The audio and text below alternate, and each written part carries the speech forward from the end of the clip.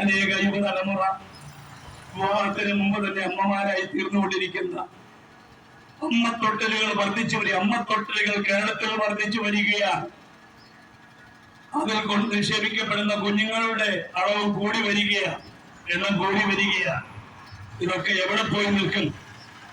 ഈ എഡിക്ഷൻ സെന്ററുകൾ കേരളത്തിൽ വർദ്ധിച്ചു വരികയാണ്. കുടുംബ കോടതികൾ വർദ്ധിച്ചു വരുന്നു. കൂട്ടുകൂടി ഇമ്പമായി വസിക്കേണ്ടത് നമുക്ക് കൂടുമ്പോൾ ഭൂകമ്പമാണ്. ഇതിനെക്കാൾ ഇതൊക്കെ സത്യദൈവത്തിലേക്ക് തിരിയുമ്പോൾ ഇതിനെല്ലാം ഒരു വ്യത്യാസം ദൈവം വരുത്തുവാനിടയായിത്തീരും.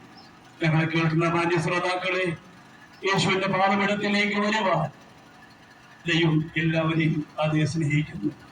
യേശുവിനെ കൈകൊണ്ട് യേശുവിന്റെ നാമത്തിൽ വിശ്വസിക്കുന്ന ഏവർക്കും ദൈവമക്കളായി തീരുവാൻ ദൈവം അധികാരം കൊടുത്തിരിക്കുന്നു.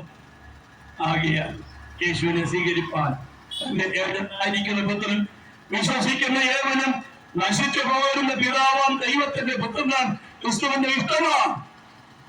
ആ ദൈവിക സത്യത്തിലേക്കും ആ ദൈവിക സത്യത്തിലേക്ക് കടന്നു വരുവാൻ നിങ്ങൾ ആഹ്വാനം ചെയ്തുകൊണ്ട് ഞങ്ങളുടെ വാക്കുകൾക്ക് വിരാമം കുറിക്കുന്നു.